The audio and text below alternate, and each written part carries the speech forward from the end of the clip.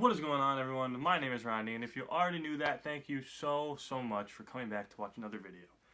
You guys know what this video is. You saw the title. It is the most wonderful time of the year. It's list time, baby. My top 10 favorite movies of 2018. Now, last year, I made a list, and it said, I believe, the only top 10 list you need. That was true then, and it's true today. This is the only one that matters. Don't watch the other ones. This is the perfect list. Obviously, that was a little joke. It is my favorite movies. It is not the best 10 movies of the year. These aren't the best 10 that are going to be nominated for the Oscar, even though some of them on this list might be Oscar contenders. Fingers crossed. Enough dilly-dally, let's just get into it. Before I get into the list, I'm going to rattle off some quick honorable mentions that didn't quite make the cut. Solo: A Star Wars Story. Really fun time, didn't make it. Yes, Star Wars fan, didn't put it on his list. Oh my god, what is this? This is crazy. I'm not getting my Disney check this week, I guess. Another Disney movie that didn't make it on my list, Disney/Marvel, Ant-Man and the Wasp. Really good, but there's a lot of superhero competition this year. Didn't quite make it. Bumblebee. Just saw Bumblebee, really liked it. Didn't quite make the list. Searching. Probably the closest one to cracking the top 10. If you guys don't know what this is, I don't really want to describe it at all. Don't even watch any trailers. It's a mystery. That's all you need to know. Go see it. And my last honorable mention that was so good that a lot of people kind of slept on is Ready Player One. I love this movie. Spielberg, I thought he was back with this one, but people don't seem to like it as much as his other ones, and his other ones are classics, so I get it. Ready Player One, really good movie. Didn't quite make it. Let's get into it. First Man. First Man, directed by Damien Chazelle, one of the best in the biz. From Whiplash and La La Land to First Man, in my opinion, he's 3 for 3. Some people don't like this movie. Some people think that it should have been more space racy. It should have been more Russia versus USA. And to those people I say, why do you think that? This movie's not called Space Race, it's called First Man. And Ryan Gosling portrayed Neil Armstrong beautifully, masterfully. Claire Foy as his wife, really good. Corey Stoll as Buzz Aldrin, also really good. I hope this movie gets nominated for Best Picture because it had one of the most visceral endings to a movie. The spoiler alert moon landing scene was unlike any other. I couldn't breathe. The way that Damien Chazelle shot this was so stripped down and raw and personal. I really had a weird, fulfilling experience watching this movie. And that ending is another good ending by Chazelle. That's right, folks. 8th grade falls at number 9. I wish it fell at 8 just because, 8th grade, haha. But this movie came out of nowhere. I heard Bo Burnham, one of the funniest people on the planet, was directing a movie. And I was like, oh, it's probably going to be a comedy. And it does have some laughs, but it has a whole lot more. This is the most indie, stripped down, simple movie that you can see. Just someone trying to get through elementary school. And Bo Burnham captures it unbelievably. The performances in this movie are really good. The direction, of course, by Bo Burnham himself was really just personal. It just felt like you weren't watching a movie. It felt like you were watching a kid go through, middle school up to high school. It was emotional, it was funny, it was everything you would expect in a 8th grade middle school type movie. It has its funny moments, like I said, and then it has one of the most intense scenes of the year. Go watch this movie, please. It is an overlooked movie, another movie that should hopefully be an Oscar contender, but probably not. 8th grade. Coming in at number 8 is...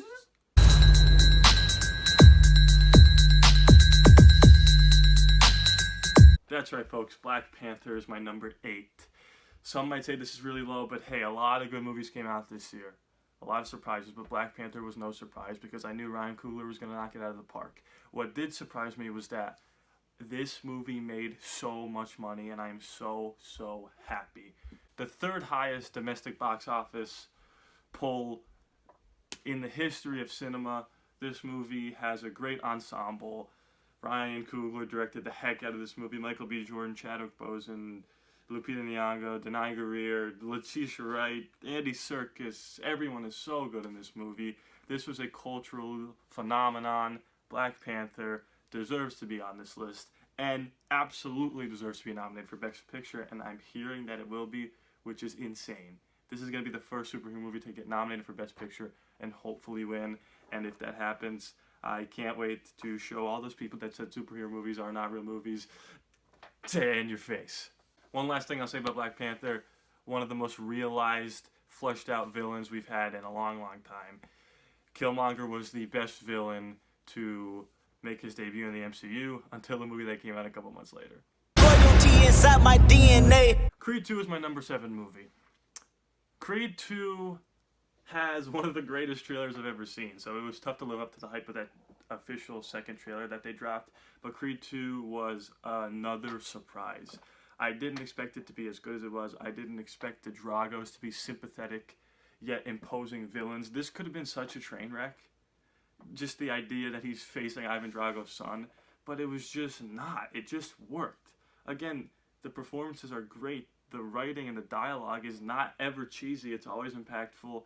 You know, this was the familiar Rocky movie tone, but it had some new ways of ending, you know, certain fights, certain scenes. It does kind of subvert your expectations, and that's what I liked a lot about Creed 2, my number 7 movie of the year. Number 6!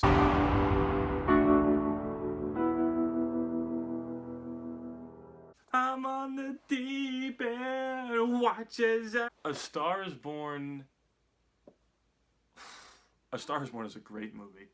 It's probably going to win Best Picture at the Oscars. It is one of the most technically well-crafted films I've seen in a while. Bradley Cooper, he carried this movie, and not saying that this movie was bad and he had to carry it. He literally made this movie. He directed it. It was his first time ever directing, and I don't think anyone could have had a better debut at that. And also, he should win for Best Actor. He was unbelievable. Lady Gaga did a really good job, and people were saying, like, oh, she didn't do that good because she's playing herself.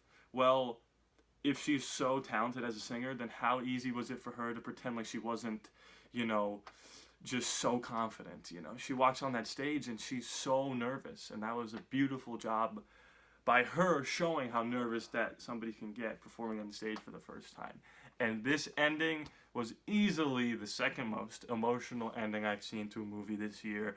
It will knock you square on your butt and leave you wondering if it's, you know, ever going to be okay. My number 5 movie is a movie that I've been waiting for a long time, and that is The Incredibles 2 is so good. I just love this movie. I love it. This movie makes you smile. This movie gives you the feels. This movie's so funny. This movie's so smart. You know, I was worried that they were making it just to make it. You know, Cars 3. Again, why did we get Cars 3 before Incredibles 2? I don't know. But I'm glad they took their time because they made this story that they wanted to tell minutes after the first one.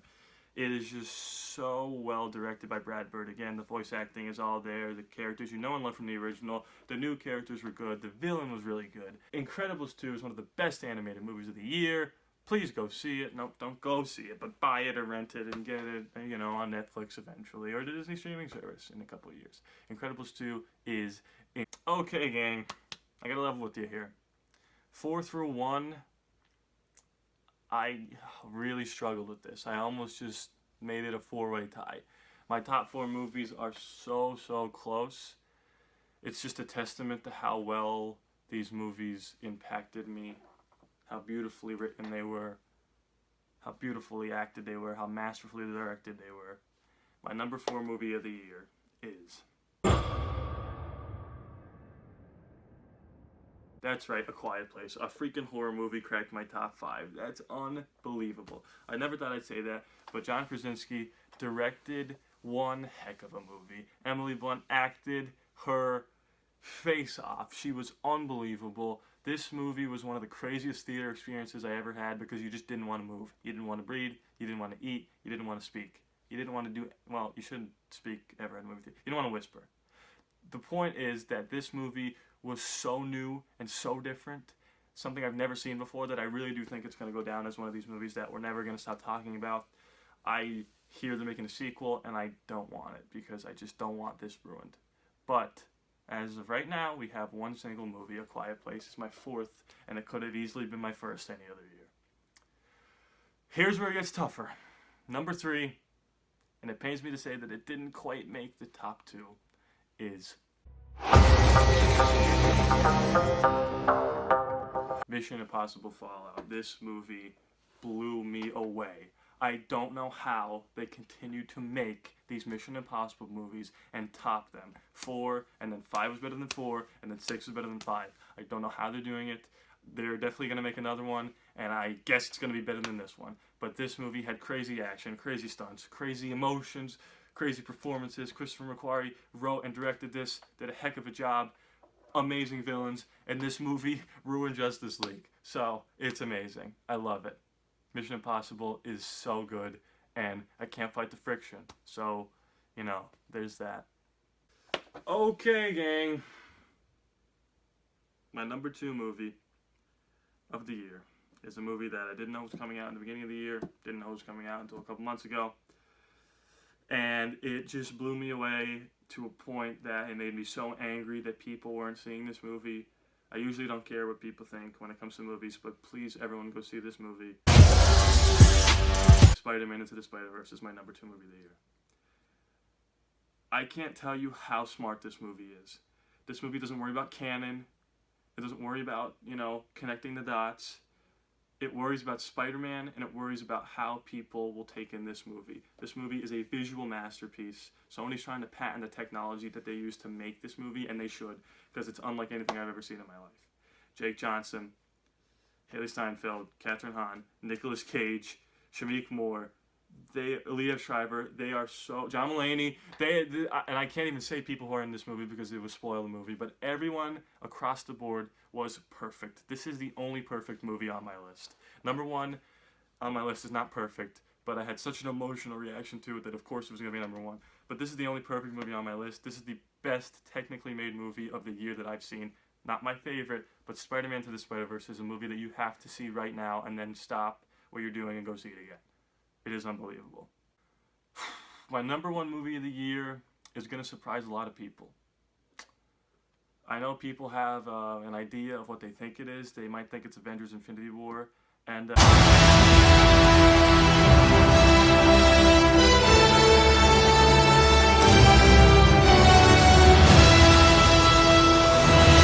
yeah, you'd be right. It's not going to surprise anyone. Are you kidding? Did you think it wasn't going to be Avengers? This movie's unbelievable. It's my favorite MCU movie. It's one of my favorite movies I've ever seen. Avengers Infinity War, I didn't read the comics, so I didn't know what was going to happen. People were like, oh, you didn't know that, you know, that was going to happen? No, I didn't. But it happened, and I cried like a little baby. I don't care that they're going to be coming back in Endgame. I can't wait to see how they're going to do it. But me watching all my characters fade away was an experience that I did not know I was ready for. I did not know that I wanted. This movie is hilarious. This movie is heartfelt. This movie is really a moment in cinema. This is just one of those movies that you know is going to go down as one of the greats. The idea that the Russo brothers were able to control so many characters, if you just look at the poster on this movie, you're just like, how are they going to do it? And they did it, and you didn't think for 1 second that it was too much. Avengers Infinity War is my number 1 movie of the year. Hopefully Endgame sticks the landing, because if it doesn't, then we're going to have some problems. But I have all the faith in the world in the Russo brothers and Marvel. My number 1 movie of the year, Avengers Infinity War. So there you go, guys. That's my list. That's my list. Comment below. Just let me know, you know, what your list is. Your top 5, your top 10. Throw a couple bad ones on there. Throw a couple ones that no one's seen. Throw a couple comedies, some horror, some, you know, give it to me. Give it all to me. Just let me know what you thought of my list. If you agree with me, tell me. Tell me in all caps. Throw a couple exclamation points. If you like what you see here, this is what I do. I talk about movies, you know. This is all I do. This is all I have. Be sure to subscribe because, you know, it is free after all. No charge to you.